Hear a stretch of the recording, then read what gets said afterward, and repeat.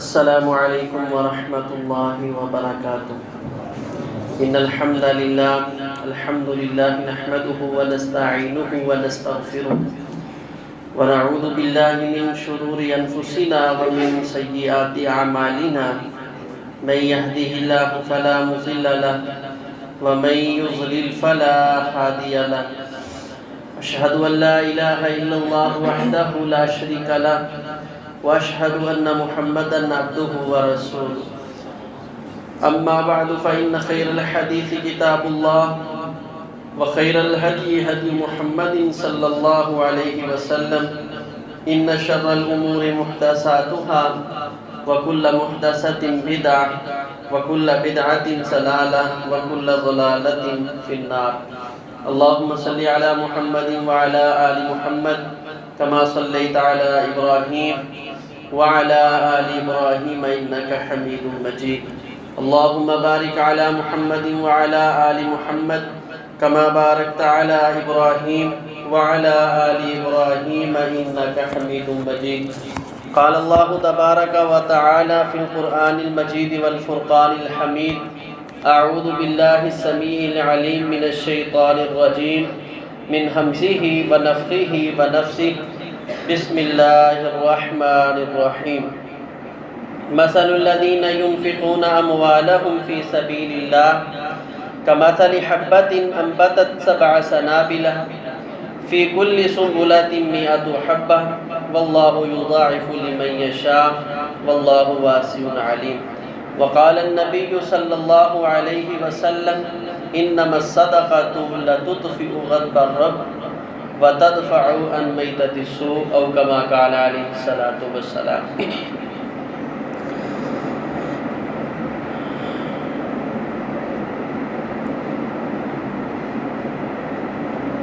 اللہ تبارک و تعالیٰ کے ہاں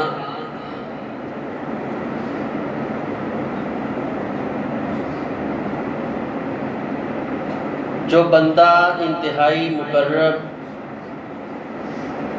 اور اللہ کی نیابت کا حقدار ہے اس کو شریعت اسلامیہ نے سخی قرار دیا ہے.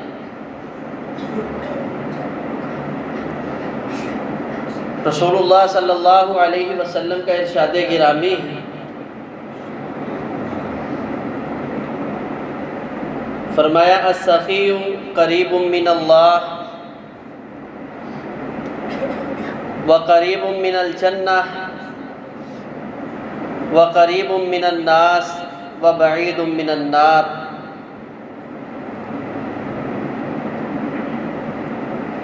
فرمایا کہ سخی آدمی اللہ تبارک و تعالیٰ کے انتہائی قریب ہوتا ہے، وہ اللہ کی جنت کے بالکل قریب ہوتا ہے. سخی آدمی لوگوں کے بڑا قریب ہوتا ہے. اور فرمایا وَبَعِيدٌ مِّنَ النَّارِ، یہ آدمی صدقہ کرتے کرتے کرتے اس نتیجے پہ پہنچ جاتا ہے کہ اللہ اس کو جہنم سے بہت زیادہ دور کر دیتے ہیں.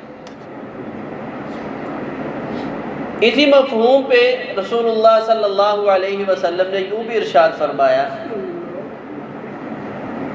اتقوا النار ولو بشق تمرۃ.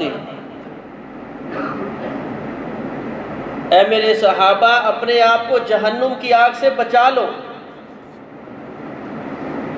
بچانے کا طریقہ کیا ہے؟ وَلَوْ بِشِقِّ تَمْرَةٍ، بے شک کھجور کا ایک حصہ، ایک ٹکڑا ہی اللہ کے راستے میں کیوں نہیں خرچ کرتے؟ کہ یہ انتہائی مؤثر چیز ہے جو انسان کو جہنم سے دور کرنے والی ہے، اللہ کی رحمت کے قریب کرنے والی ہے. اسی مفہوم کی تیسری حدیث رسول اللہ صلی اللہ علیہ وسلم کا ارشاد ہے جامع ترمذی، فرمایا انما الصدقۃ لتطفئ غضب الرب، جو صدقہ ہے اللہ کے راستے میں خرچ کرنا ہے لَتُطْفِئُ غَضْبَ الرَّبِّ، یہ تمہارے رب کے غصے کو مٹا کے رکھ دیتا ہے۔ اللہ تبارک و تعالی جو جبار اور قہار ذات ہے، جو کسی کی محبت میں، کسی کی طاقت میں کے آگے ذرا برابر مجبور نہیں ہے، لیکن اس کی محبت اس وقت اس کے غضب کے اوپر غالب آ جاتی ہے جب انسان اللہ کے راستے میں سخاوت کرنا شروع کر دیتا ہے۔ تو یہ انتہائی عظیم عمل ہے اللہ تبارک و تعالیٰ کی رحمت کے حصول کے لیے۔ انسان جس طرح صدقہ کرتا ہے، اللہ تبارک و تعالی اس کے لیے بہت زیادہ راستے ہیں وہ ہموار کر دیتے ہیں، اور وہ اللہ کا غضب جو بندے کے اوپر واجب ہو جاتا ہے، میرا اللہ اس سے بھی اس بندے کو بچا لیتا ہے۔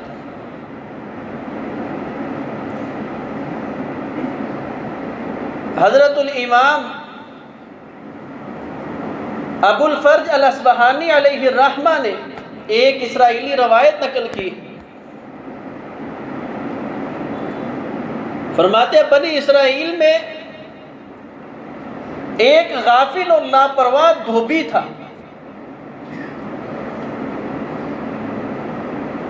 لوگ اس سے بڑے اکتائے ہوئے، بڑے تنگ تھے۔ ایک دن حضرت عیسیٰ علیہ السلام کے سامنے آ کے شکایت لگا دی اور فرمایا کہ آپ تو یہی دعا کرتے جتنا اس نے انسانیت کو تنگ کیا ہوا ہے غفلت کی وجہ سے۔ یہ فطرتی معاملات ہیں، کچھ لوگ غلط ہوتے نہیں ہیں لیکن غفلت کی وجہ سے لوگوں کا بڑا نقصان کر جاتے ہیں۔ حضرت عیسیٰ علیہ السلام نے دعا کی کہ اللہ اس کو کسی اور علاقے میں منتقل کر دے، یا پھر لوگوں سے اس کا کنارہ کروا دے تاکہ یہ لوگ اس سے اس قدر پریشان ہیں۔ تو فرمایا حضرت عیسیٰ علیہ السلام نے جب یہ دعا کی، یہ بندہ یہاں سے چلا گیا، چند دنوں کے بعد پھر آ گیا۔ لوگوں نے کہا کہ نبی کا کام تو دعا کرنا ہوتا ہے، اللہ کا کام اس دعا کو قبول کر کے اللہ تبارک و تعالیٰ دنیا میں اس چیز کو نافذ کر دیتے ہیں، لیکن یہ قبولیت اس قدر جلد جو ہے ختم ہو کے یہ دوبارہ وہی آفت اور مصیبت ہمیں آ ملی۔ لوگ اس کو آفت اور مصیبت سمجھتے تھے۔ حضرت عیسیٰ علیہ السلام نے اللہ سے سوال کیا کہ یہ معاملہ اور ماجرا کیا ہے؟ تو فرمایا اے عیسیٰ، تیری دعا کے برابر اس کو اس کا صلہ اور اس کے اوپر جو آفت اور پریشانی تاکہ یہ علاقہ چھوڑ جائے یا دنیا سے چلا جائے، وہ میں نے اس کے اس صورت دی تھی کہ ایک بڑا اژدہا سانپ اس کے کپڑوں کے اندر چھپا دیا، لیکن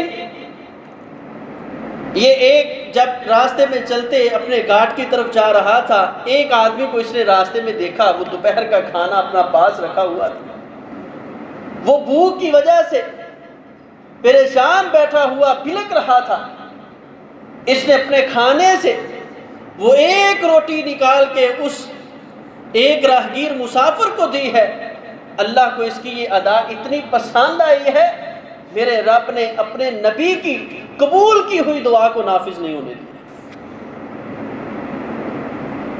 رسول اللہ صلی اللہ علیہ وسلم کا فرمان ہے، فرمایا وَتَدْفَعُ عَنْ مَيْتَةِ السُّوءِ، جو بندہ سخی ہے، اللہ کے راستے میں خرچ کرنے والا ہے، اللہ تبارک و تعالی اس کو کبھی بری موت نہیں مرنے دے گا۔ بری موت، سب سے بری موت کیا ہے؟ ایکسیڈنٹ کی موت، حادثاتی موت، جو ہے دیوار یا گھر کی عمارت کے نیچے دب کے مر جانے کی موت، ایسی موت کہ انسان کے چہرے کی شناخت نہ ہو، یہ کوئی بری موت نہیں ہے. اصل بری موت یہ ہے کہ انسان کی موت کہیں کفر پہ نہ آ جائے. صدقہ کرنے کی وجہ سے میرا رب اس کی موت کے وقت کے جو الفاظ انما الاعمال بالخواتیم، کہ انسان کی زندگی کا دار و مدار اللہ نے قبولیت کی مہر لگانی ہے تو خاتمے کے ساتھ لگانی ہے. میرا رب اس کو مرتے وقت کوئی ایسا کلمہ، ایسا جملہ، ایسا کردار نہیں کرنے دے گا جس کی وجہ سے اس کی موت بدترین موت بن جائے. اپنے خاتمے کو محفوظ کرنا ہے تو اپنی زندگی میں صدقہ کیجئے کثرت کے ساتھ. اسی طرح اگر آپ صدقہ کرتے ہیں تو اللہ کی رحمت کا حصول ہوتا ہے. حضرت عبداللہ بن جعفر طیار علیہ الرحمہ یہ بیان کرتے ہیں کہ ایک دن مدینے کے جو گرد و نواح میں باغ تھے اس باغ کی طرف یہ نکلے.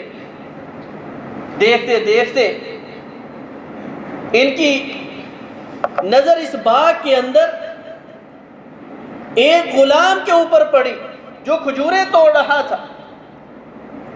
کھجوریں توڑتے ہوئے دوپہر کا وقت ہو گیا. کہتے ہیں اس کا کام کرنے کی لگن اور محنت نے مجھے اس قدر مجبور کیا کہ میں وہاں باغ میں بیٹھ کے اس کا کام دیکھ رہا تھا، کتنی لگن کے ساتھ کر رہا. مزدور ہو، محنت اور لگن سے کام کرے. اللہ تبارک و تعالیٰ کو یہ مزدور، یہ حصول رزق کے لیے محنت کرنے والا حدیث میں آتا ہے اسی طرح ہے جس طرح یہ شخص اللہ کی عبادت کرنے والا ہے. اس قدر اجر والا عمل ہے یہ مزدوری کرنا. لیکن اب اس پہ حسرت اور خواہشات اور آرزو اور تمناؤں کی حد ہو رہی ہے کہ یار یہ آدمی کس قدر محنت کے ساتھ مزدوری کر رہا ہے. فرماتے ہیں میں ادھر ہی بیٹھ گیا تو اس کے پاس اس کے مالک نے کھانے کے لیے 2 روٹیاں بیچی. یہ آدمی اپنے ہاتھ میں روٹی لیے ہوئے اچانک اس کے سامنے ایک کتا آ کر بیٹھ گیا اور اپنی دم ہلانے لگا جس سے وہ یہ چیز ظاہر کر رہا تھا کہ بھوک لگی ہے، مجھے بھی اس روٹیوں کی حاجت ہے.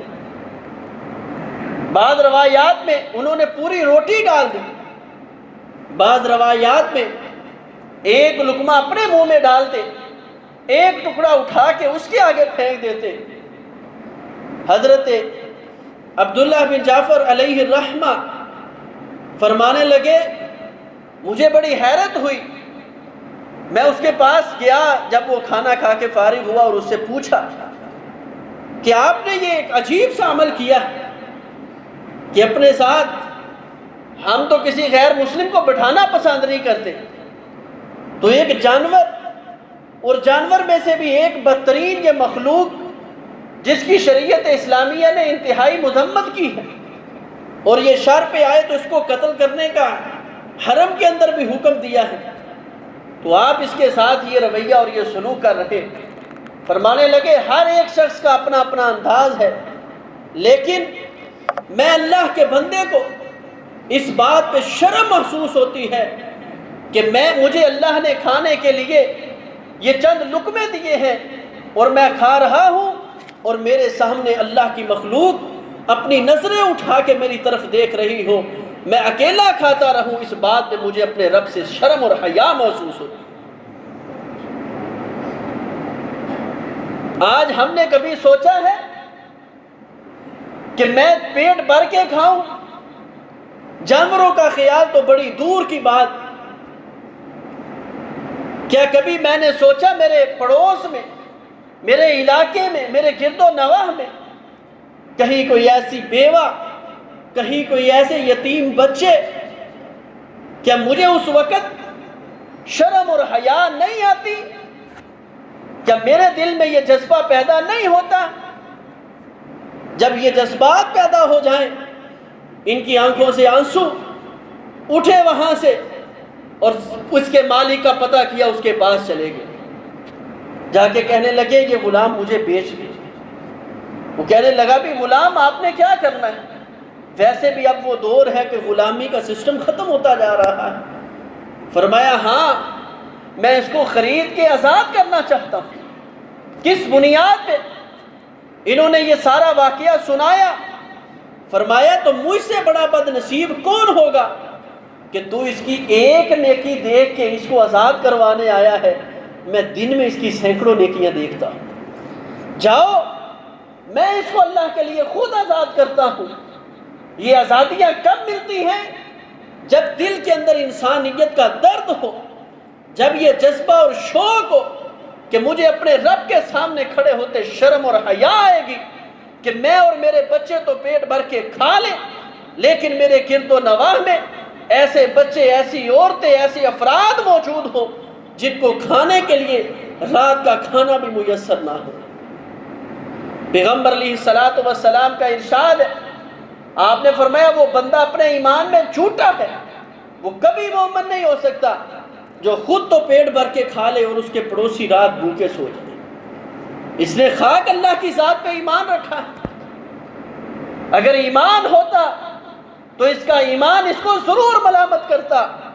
ادھر تو عالم یہ ہے کہ جانور کو اس للچائی نظروں سے دیکھتے ہوئے شرم محسوس ہو رہی تھی، آج انسانیت بھوک کی وجہ سے بلک رہی ہو، ہمارے کانوں پہ جوں تک نہ رینگے، ہم پھر بھی مسلمان ہیں۔ اللہ تبارک و تعالی فرماتے ہیں ایسے لوگ جو اللہ کے راستے میں دن رات خرچ کرتے ہیں، فرمایا اللہ نے ان کے لیے بہت بڑا اجر تیار کیا ہے۔ پھر اس کی مثال اللہ تبارک و تعالی نے قرآن میں دی، فرمایا مثل الذین ينفقون فی سبیل اللہ کمثل حبۃ انبتت سبع سنابل، فرمایا جو لوگ اللہ کے راستے میں خرچ کرتے ہیں ان کے لیے ایسے ہی مثال ہے کہ جیسے ذمہ دار آدمی ایک دانہ گندم کا زمین کے اندر بو کے آتا ہے، اس دانے میں سے اللہ تبارک و تعالیٰ 7 بالیاں نکالتے ہیں، ہر بالی سے اللہ تبارک و تعالیٰ 100 دانہ لگا دیتے ہیں، یعنی ایک دانے پہ میرا رب 700 دانے لگا کے، جیسے ہم نے پچھلے خطبہ میں یہ چیز ذکر کی تھی کہ یہ مال بندے کا مال نہیں ہے، یہ اللہ کا مال ہے، ایک دانے پہ 699 میرے رب نے عطا کیے ہیں۔ پھر کہا ان میں سے 40واں حصہ اللہ کے نام پہ یا عشر یا نصف العشر جو ہے جو بنتا ہے وہ اللہ کے نام پہ اللہ کا دیا ہوا دے دے، تو یہ نہیں ہے کہ اللہ کا تو نے واپس کر دیا۔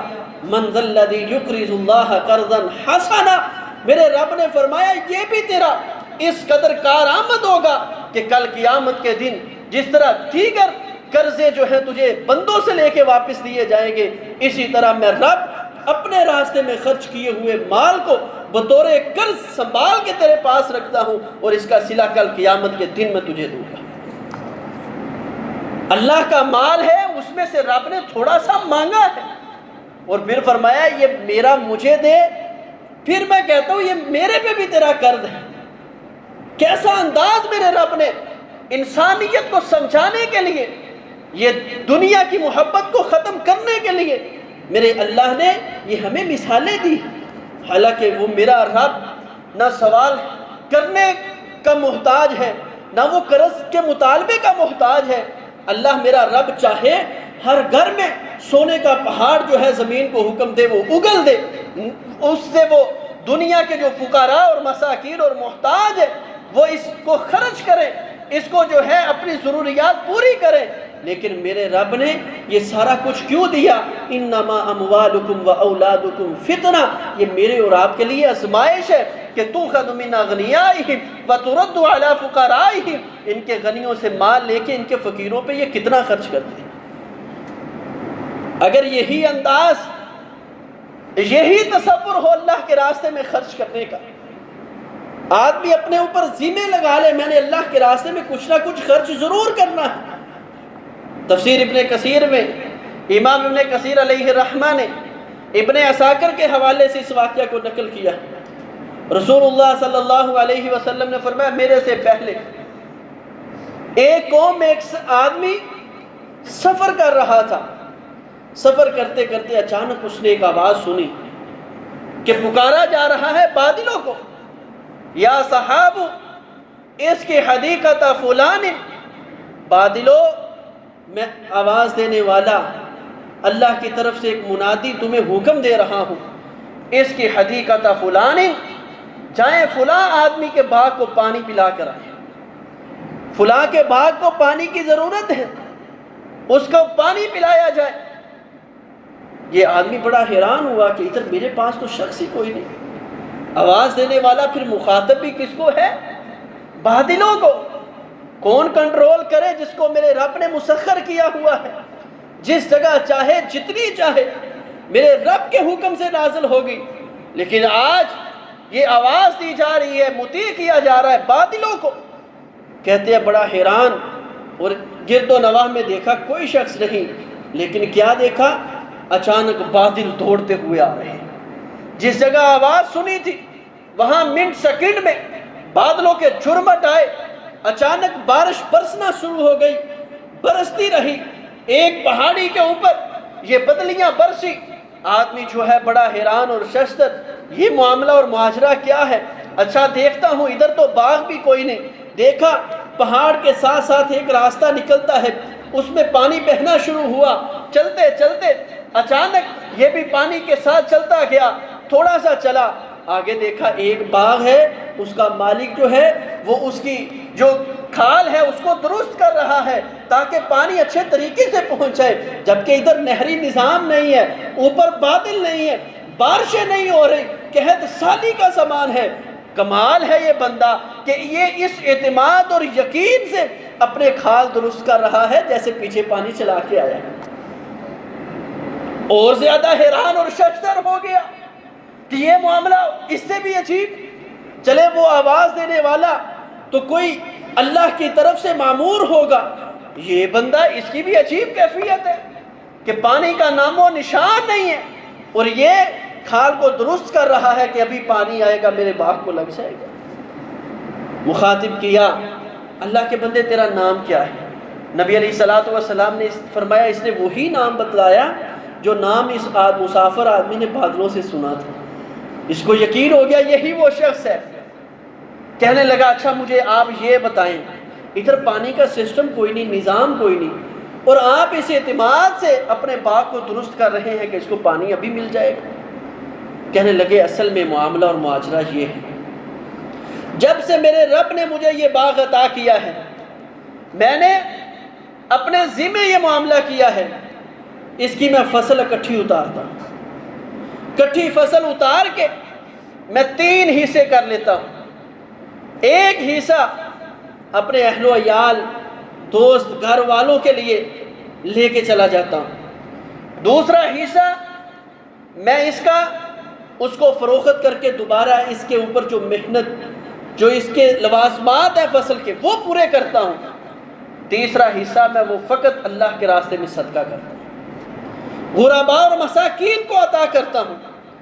جب سے میں نے یہ سسٹم شروع کیا ہے، جب میرا دل اور خیال کرتا ہے کہ آج میرے باغ کو پانی کی ضرورت ہے، میں نے کوئی اور انتظام نہیں کیا، آ کے کھال درست کرتا ہوں، اللہ تبارک و تعالیٰ اپنی رحمت سے پانی بھیج دیتے ہیں، پانی پہنچ جاتا ہے، میرا باغ جو ہے وہ شاداب ہو جاتا ہے، پانی کے ساتھ سیراب ہو جاتا ہے۔ یہ کب ملتا ہے؟ اللہ تبارک و تعالیٰ فرماتے ہیں ان لوگوں کی مثال قرآن میں ذکر کی ہے کہ ان کی مثال ایسے ہی ہے جو اللہ کے راستے میں دن رات خرچ کرتے ہیں۔ فرمایا کمثل جنۃ بربوۃ اصابها وابل، فرمایا ایسے یہ باغ کی مثال ہے جو ایک بلند جگہ کے اوپر ہے، بارش آتی ہے سب سے زیادہ اس پہ برستی ہے، بارش آتی ہے سب سے زیادہ وہ اس کو محفوظ کر لیتی ہے، بارش اس کے پاس آتی ہے سب سے زیادہ یہ باغ اس کو محفوظ کرتا ہے، اور فرمایا اس کا جو اناج ہے پانی کی کثرت کی وجہ سے عام باغوں کی نسبت دگنا جو ہے پھال دیتا ہے۔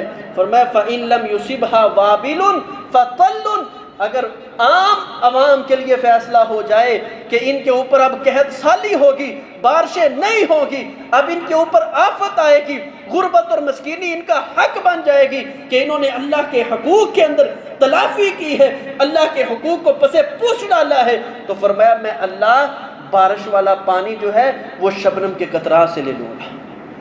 وہ اللہ اس بات پہ قادر ہے، لیکن کب؟ جب میرا اور آپ کا کردار ہوگا، انسانیت کے لیے احساس ہوگا۔ اللہ تبارک و تعالیٰ سے دعا ہے اللہ تبارک و تعالیٰ ہمیں صحیح معنوں میں یہ دنیا کی جو اصل حقیقت ہے اس کو سمجھنے کی توفیق عطا فرمائے۔ یہ مال اللہ کا دیا ہوا ہے، اللہ تبارک و تعالیٰ اپنے راستے میں ہمیں دن رات خرچ کرنے کی توفیق عطا فرمائے۔ اس کے جو فوائد ہیں، کثیر فوائد موجود ہیں۔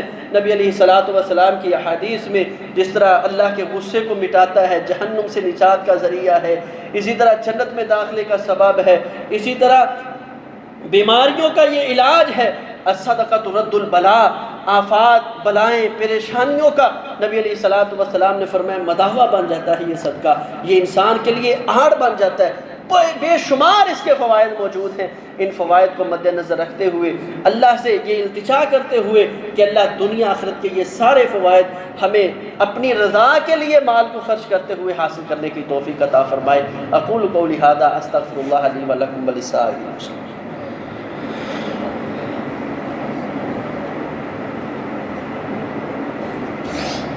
ان الحمد للہ نحمده ونستعینه ونستغفره ونعوذ باللہ من شرور انفسنا ومن سیئات اعمالنا من يهده الله فلا مضل له ومن يضلل فلا هادي له اشهد ان لا اله الا الله وحده لا شريك له واشهد ان محمدا عبده ورسوله اما بعد فان خير الحديث كتاب الله وخير الهدي هدي محمد صلى الله عليه وسلم ان شر الامور محدثاتها وكل محدثة بدعة وكل بدعة ضلالة وكل ضلالة في النار اللهم صل على محمد وعلى آل محمد وبارك وسلم عليه